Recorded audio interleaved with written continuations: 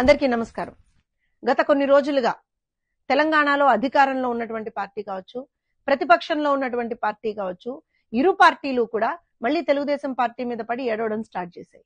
కారణం ఏంటయ్యా అనంటే ఇవాల్టి రోజున బ్రహ్మాండంగా సభ్యత్వ నమోదులో తెలుగుదేశం పార్టీ తెలంగాణ ప్రాంతంలో ముందరకు వెళ్తా ఉంది. కార్యకర్తల బేస్ ఉన్నటువంటి పార్టీగా కార్యకర్తలు ఇవాల్టి రోజున ప్రాణం పెట్టి మరీ పార్టీని బతికించుకుంటూ గత ఇన్ని సంవత్సరాలుగా అధికారంలో లేకపోయినా సరే ప్రజల పక్షాన పోరాటం చేస్తూ ముందరికి వెళ్తా ఉన్నాం. కానీ వీళ్ళకి అర్థం కాని విషయం ఏంటి అనంటే ఈ పార్టీలకు అధికారంలో ఉన్నటువంటి పార్టీ కావచ్చు, ప్రతిపక్షంలో ఉన్నటువంటి పార్టీ కావచ్చు, ఇష్టారీతిన మళ్ళీ తెలుగుదేశం పార్టీ మీద మేము ఏం మాట్లాడినా సరే చెల్లుతుంది అని అనుకుంటున్నారు. మొన్నటికి మొన్న కవిత గారు చంద్రబాబు నాయుడు గారి గురించి ఇష్టారీతిన మాట్లాడారు బీఆర్ఎస్ పార్టీ నుంచి. అలానే పొంగులేటి గారు అమరావతి మీద విషం చిమ్మడం స్టార్ట్ చేశారు. అలానే నిన్నటికి నిన్న కోమటిరెడ్డి రాజగోపాల్ రెడ్డి గారు అసలు ఆయనకి మరి ఆ సలహా ఎవరిచ్చారో ఆ చచ్చు సలహా గాని ఎన్టీఆర్ ఘాట్ గురించి మాట్లాడడం మొదలు పెట్టారు. మీ ఎగ్జిస్టెన్స్ కోసం, మీ పార్టీల మనుగడ కోసం, మీరు సెంటిమెంట్ ను రగల్చాలనుకోవడం కోసం మళ్ళీ తెలుగుదేశం పార్టీ మీద విషయం చిమ్ముతారా? ఏం పార్టీ అనుకుంటున్నారు తెలుగుదేశం పార్టీ? మీలాగా అవకాశవాదంతో పుట్టినటువంటి పార్టీ అనుకుంటున్నారా తెలుగుదేశం పార్టీ? కేవలం ప్రజల కోసం, తెలుగు ప్రజల కోసం పుట్టినటువంటి పార్టీ. ఆ రోజున అన్న నందమూరి తారక రామారావు గారు పార్టీ పెట్టినప్పుడు ఎన్నో విప్లవాత్మకమైనటువంటి మార్పులు తీసుకొచ్చారు. అసలు హైదరాబాద్ నడిబొడ్డున పుట్టినటువంటి పార్టీ. తెలంగాణకి నిజమైన స్వాతంత్రం, పటేల్ పట్వారీ వ్యవస్థ అనేటువంటి దాన్ని నిర్మూలించి నిజమైన స్వాతంత్రం తీసుకొచ్చినటువంటి పార్టీ తెలుగుదేశం పార్టీ. ఆడబిడ్డలకి ఆస్తిలో సగభాగం ఇచ్చినటువంటి పార్టీ తెలుగుదేశం పార్టీ. ఆడబిడ్డల చదువు విషయంలో అత్యంత శ్రద్ధ వహించి ఒక మహిళా యూనివర్సిటీని ఏర్పాటు చేసినటువంటి పార్టీ తెలుగుదేశం పార్టీ.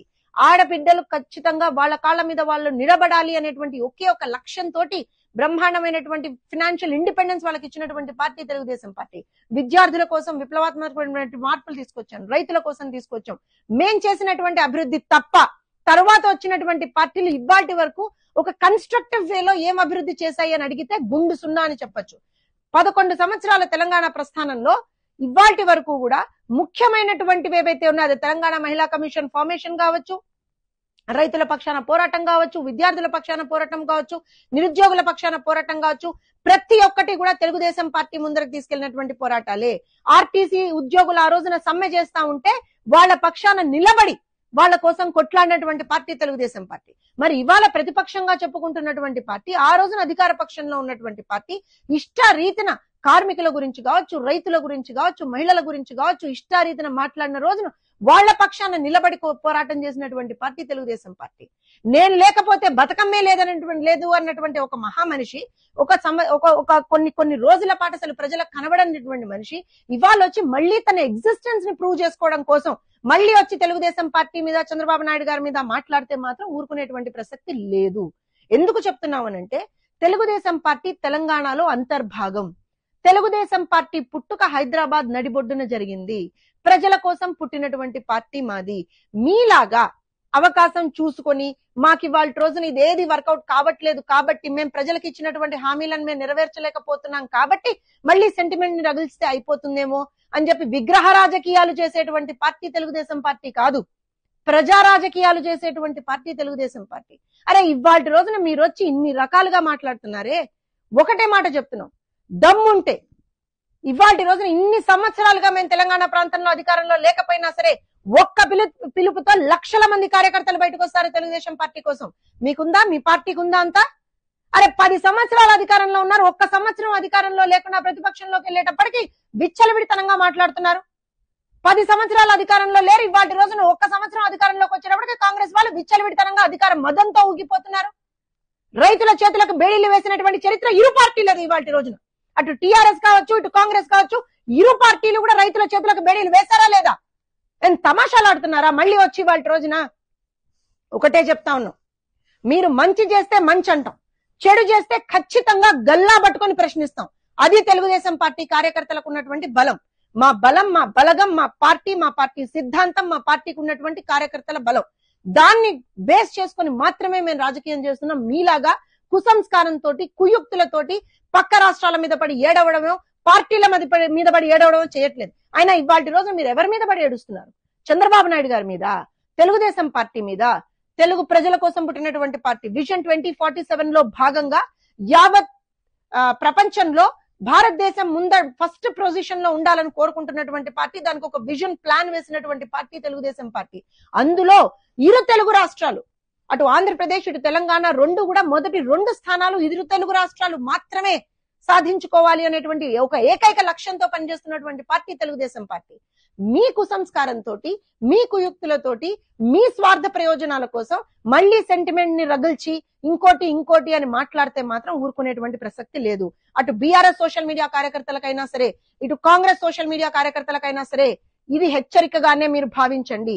ఇష్ట రీతిన సోషల్ మీడియాలో కూడా మేము చూస్తా ఉన్నాము. ఇష్ట రీతిన ఏదైతే మీరు మా పార్టీ గురించి కావచ్చు, మా పార్టీ నేతల గురించి కావచ్చు, మా పార్టీ సోషల్ మీడియా కార్యకర్తల మీద కావచ్చు, మీరు ఏ రకంగా అయితే మాట్లాడుతున్నారో వదిలిపెట్టేటువంటి ప్రసక్తి లేదు. మీకు నిజంగా దమ్ము ధైర్యం ఉంటే, మీరు నిజంగా తెలంగాణకు ఏదో చేశారు అని అనుకుంటే, మీరేం అభివృద్ధి చేశారు, మేమేం అభివృద్ధి చేశాము, 20 సంవత్సరాల క్రితం మేము అధికారంలో ఉన్నా సరే తెలంగాణ ప్రాంతంలో ఇప్పటికీ ప్రజలు మమ్మల్ని గుర్తుపెట్టుకుంటున్నారు. మేం చేసినటువంటి అభివృద్ధి ఏంటో మీరు ఒక్కొక్కళ్ళు వెళ్లి ఇళ్లకెళ్ళి అడగని చెప్తారు. మీరు చేసినటువంటి అభివృద్ధి ఏంటో అసలు సగం ప్రజలకే తెలియదు అసలు నిజంగా, ఎందుకంటే మీరు అభివృద్ధి చేశారో లేదో మీకే తెలియదు కాబట్టి. సో ఖచ్చితంగా ఒక విషయం చెప్తా ఉన్నాం, ఒళ్ళు దగ్గర పెట్టుకొని మాట్లాడండి. మా పార్టీ గురించి మాట్లాడే ముందర, మా నాయకుల గురించి మాట్లాడే ముందర, మా వ్యవస్థాపక అధ్యక్షుల గురించి మాట్లాడే ముందర, మా కార్యకర్తల గురించి మాట్లాడే ముందర ఒక క్షణం ఆలోచించండి. నోరు జారితే, మాట తూలితే వదిలే ప్రసక్తి లేదు. కార్యకర్తలే మా బలం, మా బలగం అండ్ ఆల్సో మా విజన్ ఒకటే. తెలంగాణ అభివృద్ధి అనేటువంటిది మా విజన్. అభివృద్ధి చేసింది మేమే ఆ రోజున, మళ్ళీ రాబోయే రోజుల్లో చేయగలిగేది మేమే.